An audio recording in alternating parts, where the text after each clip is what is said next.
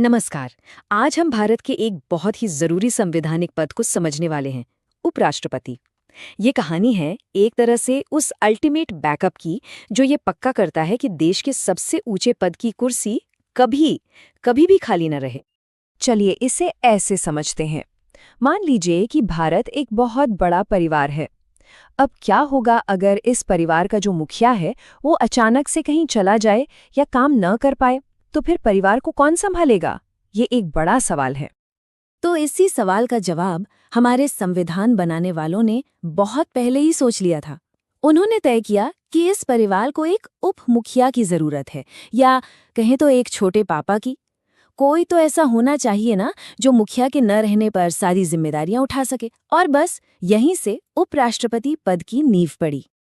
तो चलिए जरा गहराई में उतरते हैं और इस पद की संवैधानिक जड़ों को समझते हैं। मतलब आखिर ये पद बनाया ही क्यों गया और कौन है जो इस पद पर बैठ सकता है? देखिए, इस पूरी व्यवस्था की शुरुआत होती है आर्टिकल 63 से। ये आर्टिकल बिल्कुल साफ साफ कहता है भारत का एक उपराष्ट्रपति होगा। मतलब ये कोई ऑप्शन नहीं है, ये एक मैंडेटरी कॉन्स्टिट्यूशनल रिक्वायरमेंट है। इसका सीधा मतलब ये हुआ कि ये पद कभी खाली नहीं रह सकता, हमेशा कोई ना कोई इस पद पर रहेगा। अच्छा, तो इस पद की जिम्मेदारियां क्या-क्या हैं? अब यहाँ एक दिलचस्प बात है। उपराष्ट्रपति की एक नहीं बल्कि दोहरी भूमिका होती है ना इंटरेस्टिंग? चलिए एक एक करके दोनों को समझते हैं। तो पहली भूमिका तय करता है आर्टिकल 64। इसके हिसाब से उपराष्ट्रपति राज्यसभा के सभापति होते हैं। माने संसद का जो अपर हाउस है उसकी सारी बैठकों को वही प्रिजाइड करते हैं। और हाँ, एक बहुत ही अहम पावर है इनके पास। अगर किसी बिल पर वोटिंग टाई हो जाए, मतलब बराबर बराबर वोट पड़े, तो इनका वोट, जिसे कास्टिंग वोट कहते हैं, वो ही फैसला करता है। और अब आती है इनकी दूसरी और शायद सबसे क्रिटिकल भूमिका। इसका जिक्र है आर्टिकल 65 में। अगर किसी भी वजह से, जैसे मृत्यु, इस्तीफा या बीमारी, राष्ट्रपति का पद खाली हो जाता है, तो उपराष्ट्रपति फौरन एक्टिंग प्रेसिडेंट यानी कार्यवाहक राष्ट्रपति के तौर पर काम संभाल लेते हैं। और सुनिए, ये सिर्फ कोई थ्योरी नहीं है, ऐसा असल में हो चुका है। 1969 में जब उस वक्त के राष्ट्रपति डॉक्टर जाकिर हुसैन का निधन हो गया, तब उपराष्ट्रपति वीवी गिरी ने ही कार्यवाहक राष्ट्रपति बनकर देश को संभाला था। इस घटना ने साबित कर दिया कि हमारे संविधान का ये सेफ्टी नेट कितना मजबूत और कारगर है। अच्छा, अब सवाल ये उठता है कि इतने इम्पोर्टेंट पद के लिए चुनाव होता कैसे है? कौन चुनता है इन्हें और इनका कार्यकाल कितना होता है? चलिए इस पूरी प्रक्रिया को भी समझ लेते हैं। चुनाव की जो पूरी प्रक्रिया है वो आर्टिकल 66 में दी गई है। उपराष्ट्रपति को एक इलेक्टोरल कॉलेज चुनता है, और इस कॉलेज में सिर्फ और सिर्फ संसद के सदस्य होते हैं, यानी लोकसभा और राज्यसभा के सभी एमपीज।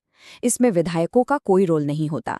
चुनाव का तरीका होता है प्रोपोर्शनल रिप्रेजेंटेशन, और वोटिंग गुप्त मतदान से होती है। वैसे एक फैक्ट ये भी है कि भारत का पहला उपराष्ट्रपति चुनाव 1952 में हुआ था, और पहले उपराष्ट्रपति बने थे डॉक्टर सर्वपल्ली राधाकृष्णन। यहीं पर एक बहुत बड़ा और जरूरी फर्क समझना होगा। जब राष्ट्रपति का चुनाव होता है तो उसमें सांसद और विधायक दोनों वोट डालते हैं, लेकिन जब उपराष्ट्रपति का चुनाव होता है तो उसमें वोट डालने का हक सिर्फ और सिर्फ सांसदों को होता है। ये एक की डिफरेंस है। अब आते हैं आर्टिकल 67 पर, जो इनके कार्यकाल और इनको पद से हटाने की प्रक्रिया के बारे में बताता है। उपराष्ट्रपति का कार्यकाल होता है 5 साल का, और इन्हें हटाने का जो प्रोसेस है वो भी काफी यूनिक है। इसकी शुरुआत सिर्फ राज्यसभा ही कर सकती है, लोकसभा नहीं। तो इन्हें हटाने का प्रोसेस 3 स्टेप्स में होता है। स्टेप 1, प्रस्ताव सिर्फ और सिर्फ राज्यसभा में लाया जाएगा। स्टेप 2, राज्यसभा को इसे इफेक्टिव मेजॉरिटी यानी प्रभावी बहुमत से पास करना होगा। और स्टेप 3, इसके बाद ये प्रस्ताव लोकसभा में जाएगा, जिसे बस एक सिंपल मेजॉरिटी यानी साधारण बहुमत से इस पर सहमत होना होता है। ठीक है, ये तो हुई नॉर्मल बातें, लेकिन क्या हो अगर कोई इमरजेंसी वाली सिचुएशन आ जाए? मान लीजिए पद अचानक खाली हो गया या चुनाव को लेकर ही कोई झगड़ा हो जाए। इसके लिए भी संविधान में नियम बिल्कुल साफ हैं। यहाँ 2 जरूरी नियम हैं। पहला, आर्टिकल 68, ये कहता है कि अगर उपराष्ट्रपति का पद उनकी मृत्यु या इस्तीफे से खाली हो जाता है तो 6 महीने के अंदर अंदर चुनाव करवाना ही होगा।